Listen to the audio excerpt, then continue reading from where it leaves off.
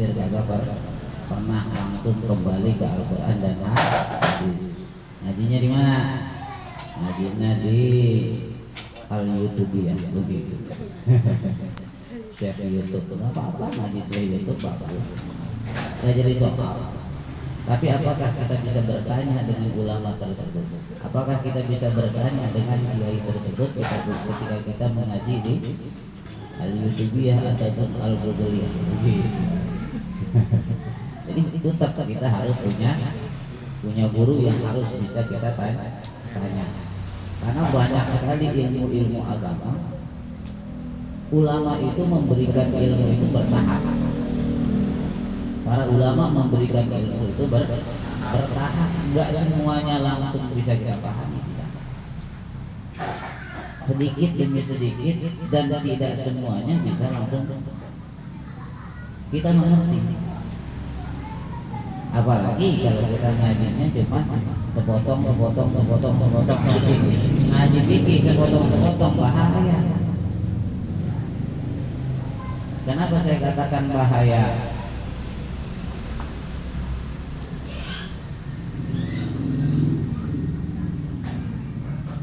Ada yang pernah, ini mau cerita. Ada yang pernah bilang ke saya, Pak, kata dia, kenapa? Saya emang gak mau ngaji lagi sama Ustaz Anwar, kata dia. Emang apa? Saya cuma sesat, kata dia. Padahal itu Ustaz Kiai. Ustaz Anwar masa sesat, langsung ngatain Ustaz itu sesat. Ngapa emang? Itu Ustaz ngomong ceramah, kata dia, ngajarin kepada orang-orang bahwa boleh memotong hewan itu dengan kukunya. Yang padahal Nabi melarang, itu kan sama aja menyakiti. Benar gak? Oh betul. Saya emang gak mau ngaji lagi sama dia, kata dia. Saya emang ngaji aja sama yang lain. Itu mau Ustaz sesat. Saya bilang bukan Ustaz yang sesat, halal yang sesat. Kenapa emang? Ngaji baru hari itu udah langsung bilang Ustaz sesat. Dan ngaji fikihnya kagak semuanya. Kalau ngaji mama guru dari pertama sampai akhir. Kalau kitab-kitab tamat Safinah tamati. Udah lah.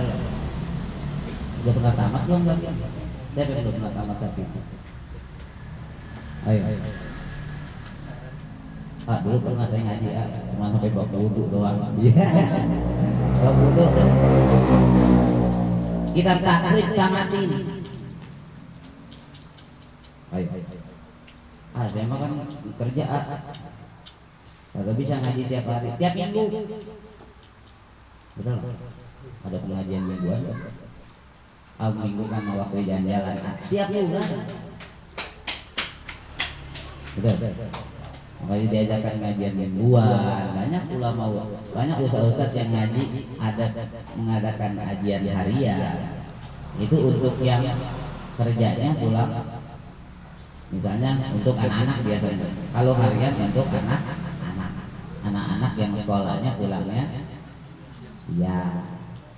Untuk anak-anak tiap hari. Makanya yang ngaji tiap hari mah untuk anak-anak. Dan biasanya itu mah santri-santri khusus yang dia kagak kerja, kemudian dia biasanya nggak sekolah, pesantren salafi namanya, kita nggak bisa.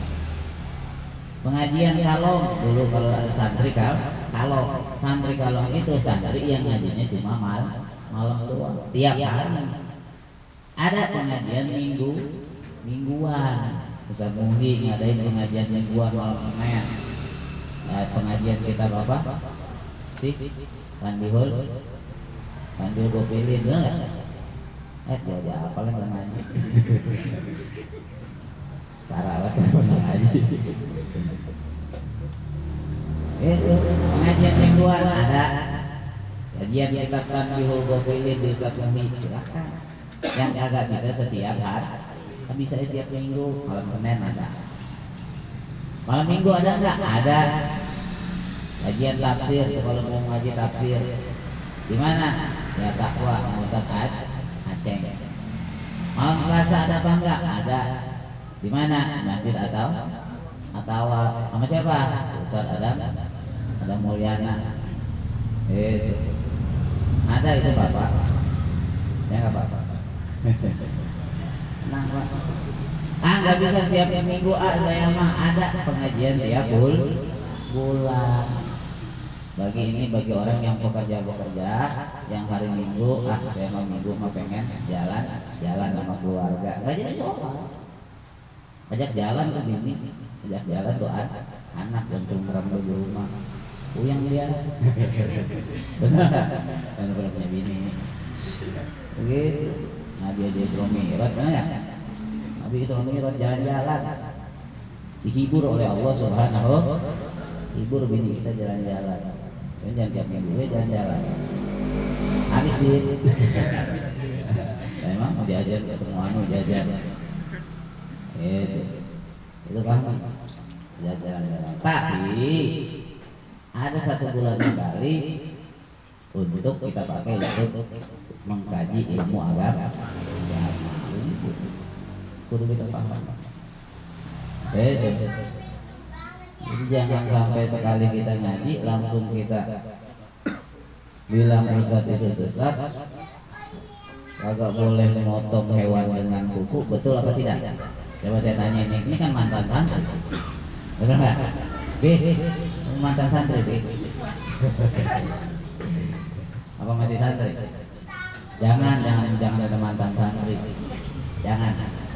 Kita mau kudu jadi santri lamanya sampai seumur hidup, karena hadis Nabi nanti, karena kepada hadis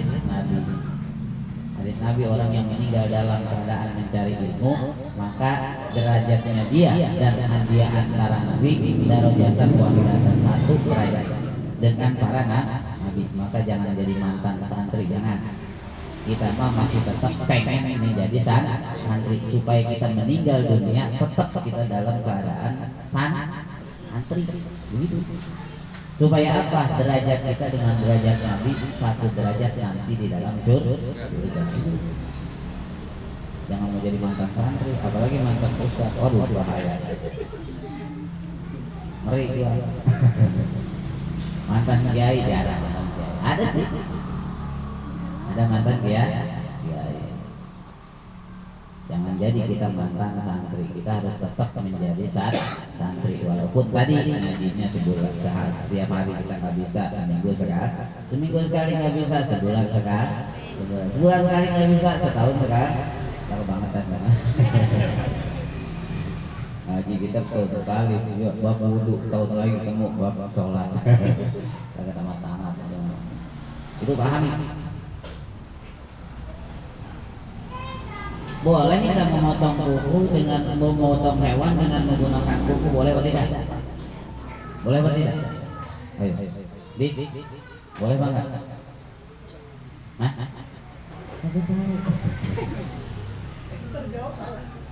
Ya nggak apa-apa, jawab salah. Boleh nggak motong hewan dengan kuku? Tidak boleh. Hukumnya kenapa? Menyakiti hewan. Kalau dalam keadaan punya pisau. Kalau bagaimana? Kalau dalam keadaan punya pisaunya ada, kemudian kita nggak punya pisau, bisa pinjam sama orang. Ini mah dalam kondisi ketika memang kita di tengah hutan, kita memang jatuh di gurun pasir. Ayo kita naik pesawat turun, nyublok kita di gurun pasir. Makanya ada orang nyeblak di gurun pasir, kelaparan, ada kambing, pisau kita kagak bawa, mana kita kesasar bawa pisau. Benar? Pisau kagak bawa, ada kuku kita panjang, nah sesuai. Kuku kita panjang, wah bagaimana ini? Gua pakai kuku aja dah, emang biasa kita nyakarin orang. Kita pakai kuku, boleh apa tidak kalau begitu? Boleh apa tidak? Boleh. Jadi hukum yang tidak boleh ketika dalam keadaan darurat boleh. Makanya kudu ngaji apanya? Usul Udah gitu ngomongnya apaan di kitab-kitab fikih yang mana juga enggak ada kata saya ngaji. Malah ngomongnya lamaan juga gua ngajinya. Itu apa? Benar enggak? Nah inilah. Oh kitab apa yang dia tamatin? Kagak. Ngaji ke seminggu sekarang. Tapi nah kagak tamat, apa tungguin apalagi boro-boro. Orang tamat lagi setahun sekarang. Takrib dia belum pernah tamat. Ngajinya Senin, minggu pertama ngaji, minggu kedua udah kagak ngaji, minggu ketiga puyeng kepalanya, minggu keempat apa sakit perut ya. Itu paham tidak? Itu bapak ya, biarin kita ngaji seminggu sekali sebulan enggak jadi soal. Yang penting kita masih punya guru. Saya juga masih punya guru yang saya tanya. Mohon maaf, saya masih punya guru yang selalu saya tanya takut salah. Kalau ente ngaji sama Google sama YouTube, ketika kita punya masalah nanyanya kemana? Mau tunggu detik di situ di komentar ya. Saya mau nanya nih Ustaz di komentar, yang jawab. Oh orang komen ribuan. Saya kalau punya masalah sesuatu saya tanya kepada guru saya. Ustaz gimana kalau ada seperti ini, masalah seperti ini? Saya jawab gini dari ini. Jadi ketika ada sesuatu masalah kita bisa tanya. Bahkan tadi orang bukan nanya ke saya, tapi ngasih unjuk saya bahwa bunga boleh motong hewan pakai go. Itu mah ngaji bocah teh, saya bocah teh. Kalau saya mah sekelas sekelas santri mah harus pakai referensi, paham ya? Bismillahirrahmanirrahim. Amma ba'du, kemudian daripada itu selesai kita membaca bismillah, alhamdulillah, salawat dan salam kemarin yang sudah. Fayaqulu, maka akan berkata siapa al-murtanya mir rabbihi, seseorang yang sangat mengharapkan min rabbihi daripada Tuhannya, afwaz zalali, ampunan atas kesalahannya, ampunan daripada dosa-dosa. Kemudian waqadha al-hajati, dan mengharapkan kepada Allah Subhanahu wa taala supaya dikabulkan segala hajat-hajat. Siapa ini orang yang berkata tersebut? Muhammadun Nawawi, yaitu Syekh Muhammad An-Nawawi bin Umar Al-Bantani. Orang mana? Orang Banten, orang Indonesia. Maka Syekh Nawawi ini adalah orang Indonesia, ulama Indonesia yang terkenal sampai ke Arab Saudi, bahkan ke seluruh dunia. Imam Nawawi insya Allah dia terkenal. Orang apa? Orang Indo. Makanya orang Indonesia itu ulama-ulama Indonesia, mufti-mufti Indonesia banyak.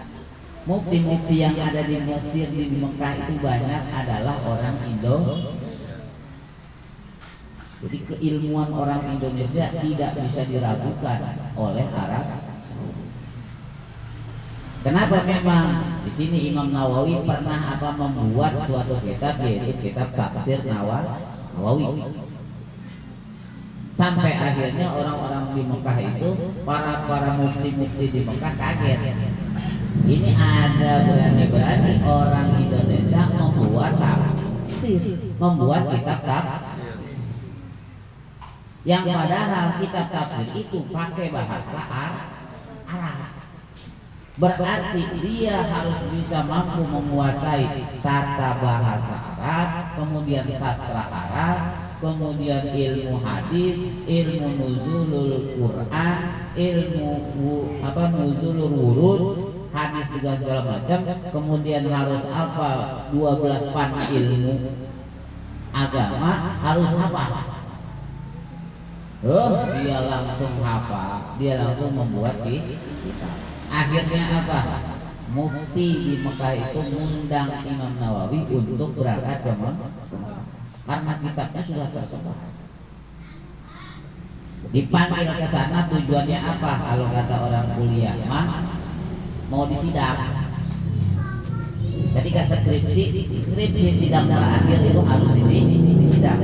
Apa yang dia buat, karya ilmiah yang dia buat ini harus berdasarkan ilmu, dan dia harus menguasai daripada karya ilmiah tersebut. Nah, karya ilmiahnya itu adalah kitab tafsir. Yang gak sembarangan kita ngaji tafsir, enak banget. Karena kita mah orang kita apa? Terjemah. Oke, terjemah udah jadi kiai. Kalau belumnya. Dipanggil ke Imam Nawawi ke Mekah, kemudian ditanya, dikumpulkan di sidang. Ditanya dengan beberapa pertanyaan, itu Imam Nawawi luar biasa menjawab tanpa memikir sama sekali. Jawab tanpa mikir.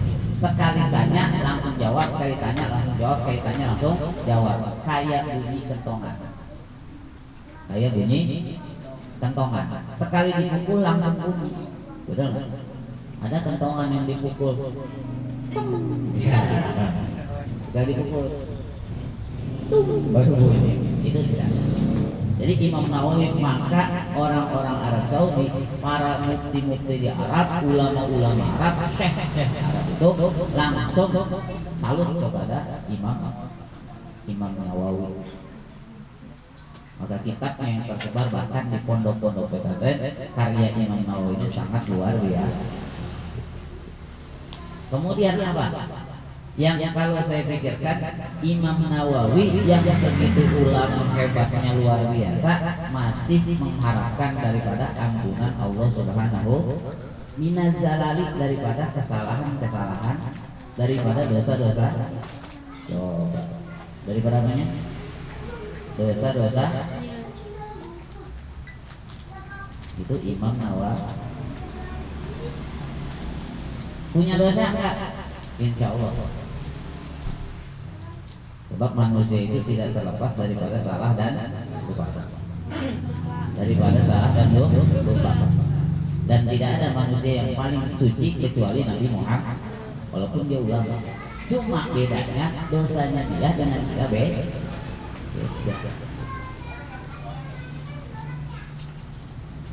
Dosanya wali dengan kita beda. Kalau wali ngambil nafas saja, menghirup nafas tidak dibarengi dengan lafaz Allah, maka dicabut pangkat kewaliannya. Maka itu termasuk dosa yang besar. Kalau kita diburu-buru, kita masih kira nanti kagak ingat Allah. La ilaha illallah. Apa tuh yang dipikirkan kemana mana? Betul nggak? Itu Imam Nawawi masih merasa bahwa dirinya banyak. Nah, kita gimana? Kita merasa diri orang paling suci. Awal bomnya. Benar nggak? Merasa diri kita paling suci. Baru rajin sholat, puasa bulan Ramadan kagak pernah batal, baca Quran tiap hari walaupun 10 ayat, pakai pakaian udah syar'i, ngaji tiap hari, udah merasa paling kagak ada apa-apa di rumah tom, belum ada apa-apa. Imam Nawawi yang udah mengarang kitab tafsir menganggap dirinya masih banyak toh, dan masih mengharapkan ampunan daripada Allah.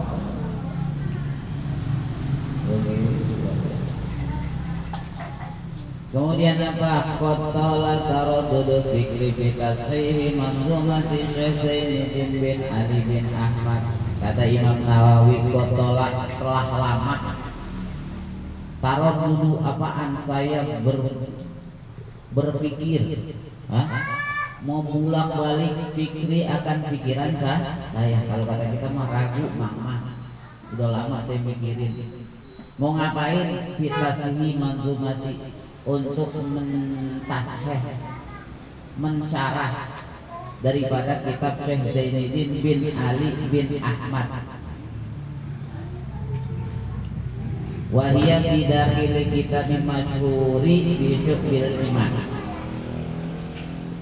Jadi telah lama saya udah memikirkan untuk mentasheh, untuk membuat suatu syarah daripada kitab yang dikenal dengan kitab Subul Iman. Tuh, ini Azoman yang dipegang. Ya. Nadoman dari para syekh itu saya pengen syarahin biar supaya lebih jelas, supaya lebih jelas penjabarannya dan dimasukkan hadis-hadis Al-Quran supaya lebih jelas. Tapi nggak lama, enggak sebentar itu apanya? Mikirnya kagak sebentar. Kenapa? Memang takut salah. Udah enggak? Takut salah, takut ini. Kemudian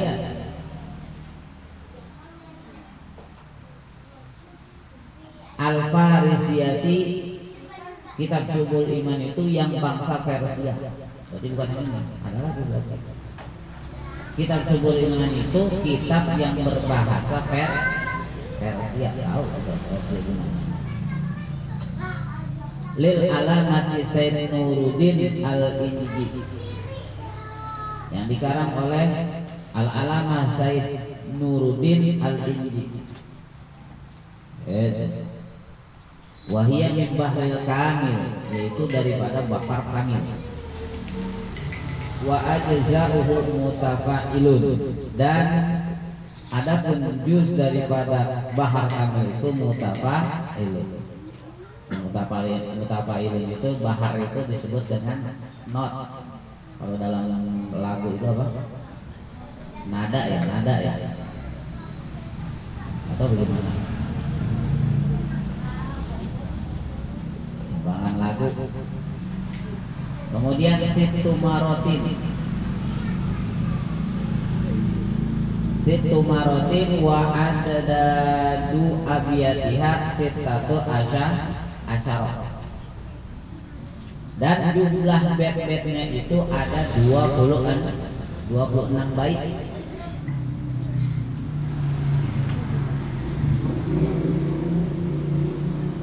Summalat ansyaraha sadri, kemudian di waktu saya mensyarah, di masa hati saya sudah jebak, sudah terbuka hati saya, aradtu, maka saya bermaksud an aktuba, bahwa saya menulis alaiha, atas itu syarhan, atas itu kitab syarhan, akan satu kitab syarah. Baru dia berani nyarahin. Udah mikir lama, pakai istighfar segala macam, diteliti ini kalimat-kalimatnya, dicari daripada referensinya yang menguatkan dari dalil tersebut, baru hatinya udah mulai ketemu, udah mulai bisa, baru dia menulis satu kitab syarah. Nafi'an, yang mudah-mudahan bermanfaat. Buat siapa? Buat diri saya. Kemudian buat siapa?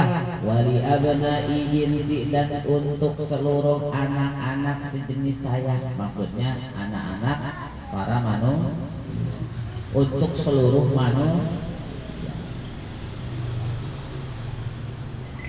Miman, bermanfaat untuk siapa? Miman, daripada orang aroda, yang bermaksud orang tersebut, yang mengharapkan apa? Falahan, kebahagiaan.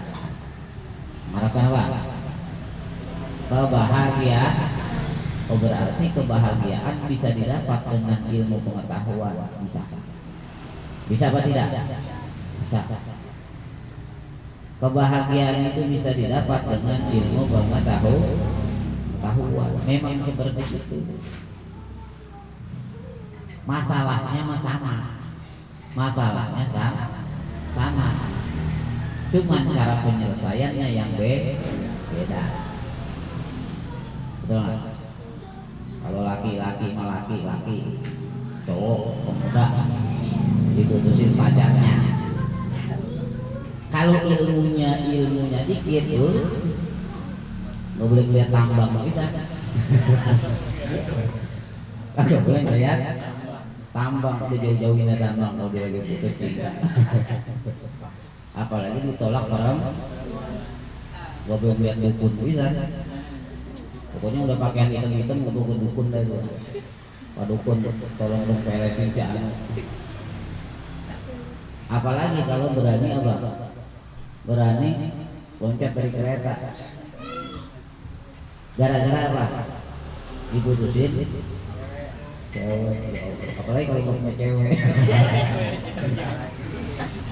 Cewek begitu juga, apalagi perempuan. Allah luar biasa. Perempuan lebih parah dari laki. Awas, maaf. Perempuan kalau udah demen sama laki-laki, ya Allah, apapun dia nggak peduli. Apapun dia tidak peduli. Kalau perempuan sudah suka dengan laki. Kenapa itu? Kalau perempuan itu seperti itu banyak. Tahu kisah Nabi Yusuf alaihi salam. Kisah Nabi Yusuf alaihi salam itu Zulaikha tergila-gila terhadap Nabi, padahal Nabi Yusuf itu adalah anak angkatnya. Diapain? Oh, mau diperkosa itu Nabi Yusuf.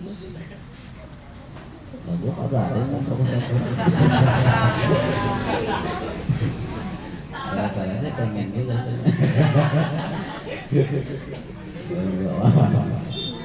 Nabi Yusuf mau diperkosa.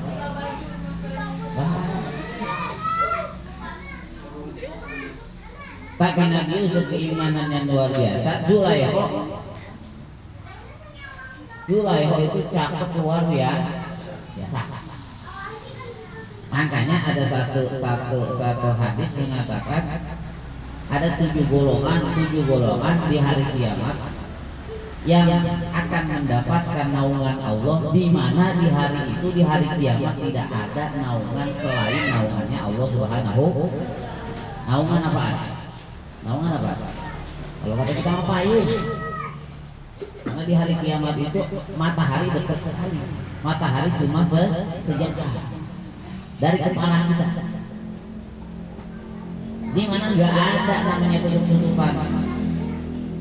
Masa ke akhirat bawa payung nggak ada? Ada nggak bawa payung kan? Atau kita bikin kanopi aja di ini di akhirat? Nggak ada. Salah satunya siapa? Salah satunya adalah seorang laki-laki yang diajakin berzina oleh seorang perempuan. Perempuannya jelek apa cakep? Sampai dijelasin sama Nabi. Perempuannya jelek apa cakep? Jamal. Perempuannya Syahrini. Perempuannya apa? Syahrini cakep luar biasa.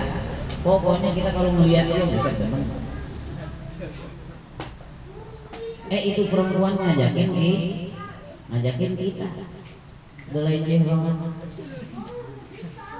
Sudah main prosot-prosot juga. Ya nggak nopal. Udah keren nopal.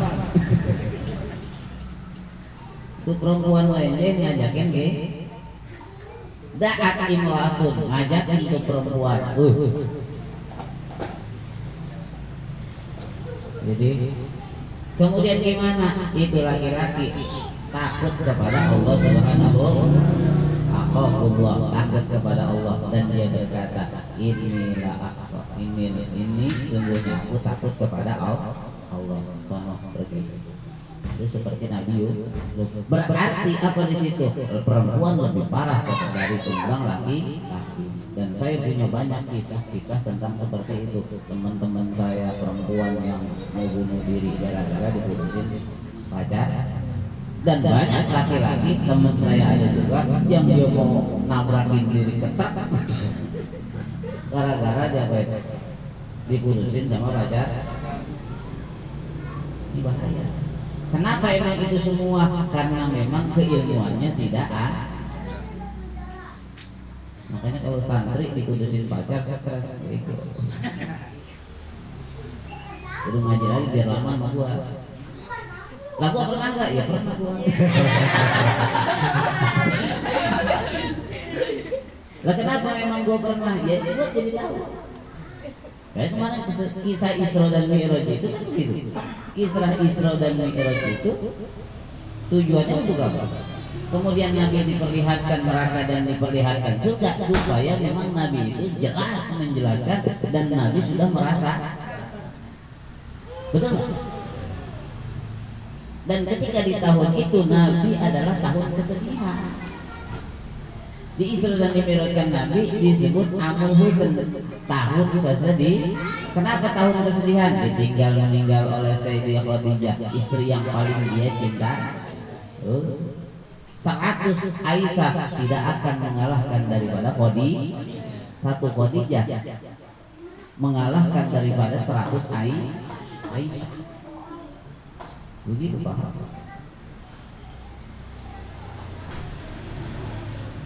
Nah, kita pernah merasakan pernah.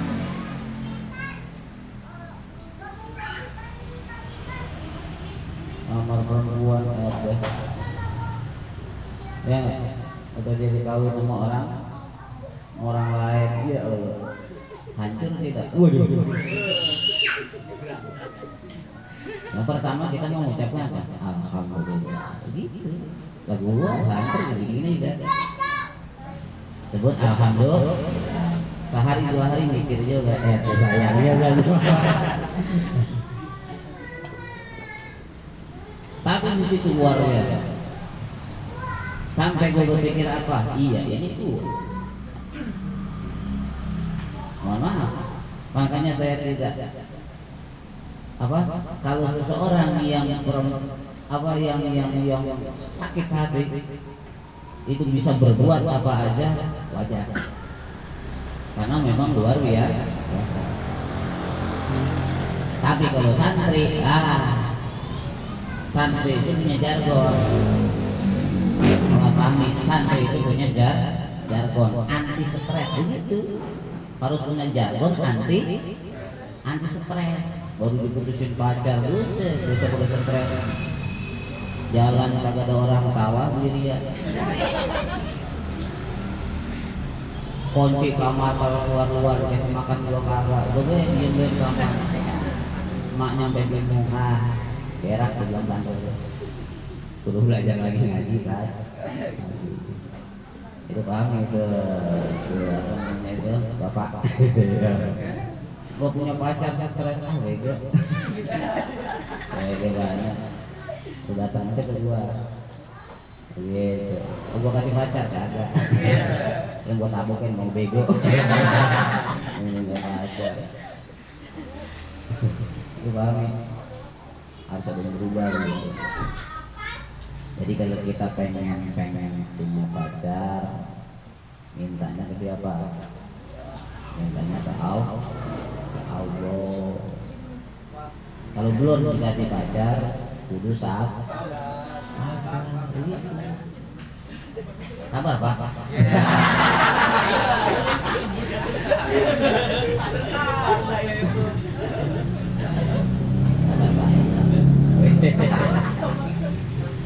Jadi kata Syekh Nawawi, siapa ingin mengharapkan kebahagiaan, sok ngaji kitab ini supaya bisa sabar ketika mendapatkan suatu musibah. Kita bisa bersyukur ketika mendapatkan suatu nikmat dari Allah. Begitu. Karena dalam kehidupan itu pasti ada yang namanya sedih dan ada yang namanya senang, sudah pasti. Kalau kita sedih, jangan lupa kita bersabar dengan kesedihan tersebut. tersebut, dan kita harus tahu bahwa itu merupakan takdir dari Allah, qada dan qadar dari Allah Subhanahu.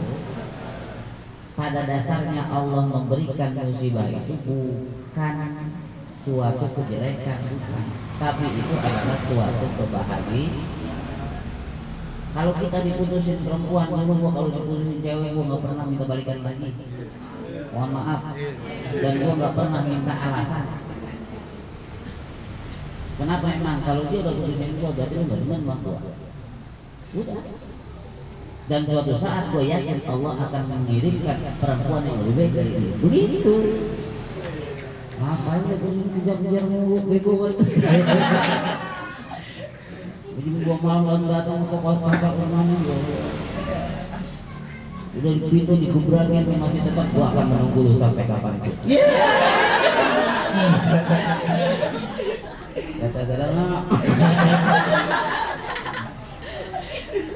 perempuan di banyaknya enggak? Banyak di banyak yang mau masjid di doang. Ya.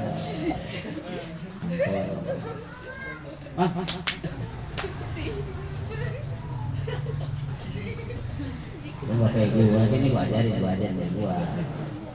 Bener gak? Laki tuh kuat. Pacar gua kagak ngeliat mau gua lepas. Pacar sama beda dengan bini. Oh iya, bini mah kan udah susah ngapain? Susahnya ngapain? Enggak duit gua banyak. Enggak. Udah puyeng lagi. Udah 2 keluarga kita pusing. Iya kalau dia salah dikit ya bilang. Tapi kalau pacar nggak bisa gua.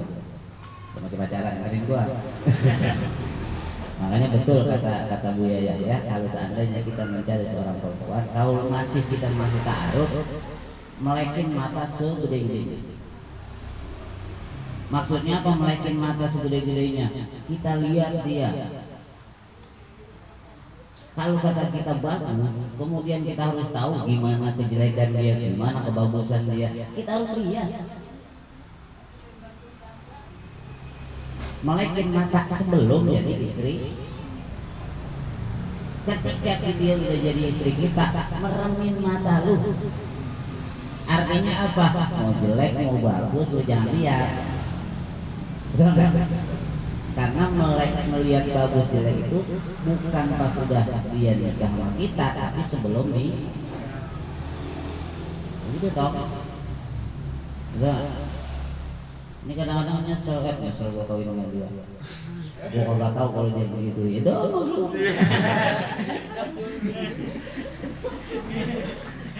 Ngapa emang lagi pacaran itu mana baik? Emang nggak tahu dia emang begitu adatnya. Dan kalau saya suka sama seseorang, saya akan tahu dia sampai sekecil-kecilnya dia. Kalau gua, lu begitu nggak? Lu kena depan teman gua tahu. Bodo amat mau dia bagaimana gitu. Ini enggak? Mau dia bawel, cerewet, mau pelit, bodo amat. Yang penting gua demen. Ntar udah nikah, demennya hilang. Mampus tuh yang gua tiap hari. Mau cerai dia sudah bangkit. Itu paham nggak? Ini untuk pemuda. Untuk pemuda. Dan untuk yang sudah menikah, jadi bimbing istri kita dengan di jalan yang baik.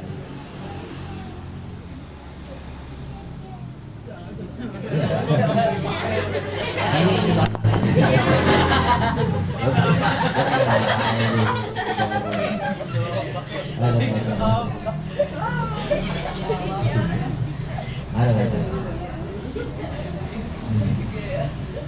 nah itu. Jadi untuk mendapatkan kebahagiaan baik di dunia maupun di akhirat, supaya bahagia hidup kita, supaya bahagia mendapatkan musibah kita masih tetap bahagia.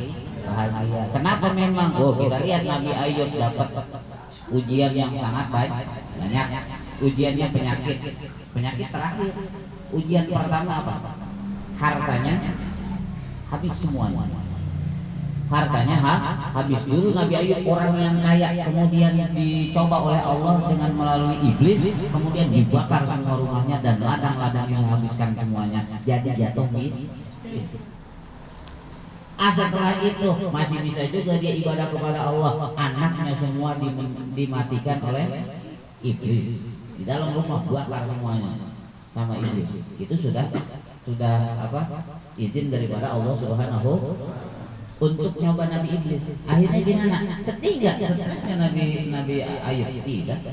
Dia mengatakan alhamdulillah, innalillahi wa inna ilaihi raji'un. Anak saya memang bukan punya saya mau suruh ngurusin doang, tapi dia adalah milik Allah. Di mana Allah mau ngambil pun, kapan saja, di mana saja, itu sudah kehendak. Itu Nabi Ayub. Setelah itu masih ibadah juga, masih kesehatannya satu. Kalau orang sehat mah ibadah juga rada bisa.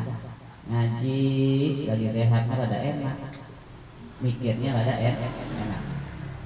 Makanya saya bilang apa? Kalau datang santri ke saya kemudian lagi sakit, itu pulang baik. Dia bilang ngapain boro-boro lu pikirin ngaji, belum ntar gue suruh ngapalin, belum gue suruh baca, gue suruh mikir. Saya bisa mikir, tuh pulang baik. Apalagi ngaji nahu, capek-capek gue doang, capek-capek gue doang. Gue mau coblak banyak, gue tanya kagak tahu. Emang saya lagi apa ya? Nah, pulang. Makanya lagi sehat luar biasa. Wah, kata iblis tahu kesehatannya yang kita hajar. Kesehatannya dari ujung rambut sampai ujung kaki. Bahkan dikatakan bahwa penyakitnya itu antara di dalam kulit dan tulang dan daging, antara kulit dan daging. Yang penyakit luar biasa sakitnya selama 7 tahun. Tapi apakah Nabi Ayub itu marah kepada Allah kemudian tidak mau beribadah kepada Allah? Tetap beribadah. Kenapa itu tersebut? Karena memang ada keimanan di dalam hatinya kepada Allah. Keimanan itu bisa tumbuh, bisa tebal kalau ada keilmuan. Itu makanya ilmu itu saja. Itu azizu, dan aku menambahkan atas kitab tersebut 3 bait. Jadi berapa bait? Jadi ada 26 tambah 3 jadi 29. Fi awaliha, di awal. Wazada Abdul Mun'im baitan fi akhiriha, dan ditambahkan lagi itu Mu'min Abdul Mun'im akan 1 bait berarti 30. Fasorat jumlatul abiyatiha salatina, jadi 30 bait. Wasama itu, dan aku memberi nama kitab tersebut Qami'ut Tuqyan ala manzumati syubul iman. Wa as'alullah, dan meminta aku kepada Allah yang maha mulia ayat manfaat, supaya diberikan manfaat dengan cara tersebut. Amin. Wa bi mannihi wa karamihi innahu ala ma yasha'u qadir wa bil ijabatil jadir. Amin ya Allah ya rabbal alamin. Itulah mungkin penjelasan saya daripada Muqaddimah kitab Qami'ut Tuqyan, supaya mudah-mudahan apa yang kita bacakan nanti mendapatkan manfaat ilmu kita, dan mudah-mudahan kita menjadi orang yang bahagia baik di dunia maupun di akhirat. Amin ya Allah ya Rabbal alamin. Saya tutup pengajian ini dengan membaca alhamdulillah. Amin. Apabila ada kekurangan, apabila ada bahasa saya yang kurang baik, jangan diambil kutma sofa wala, maka ambil yang baik, buang yang buruknya. Wabillahi taufiq wal hidayah. Wassalamualaikum warahmatullahi wabarakatuh.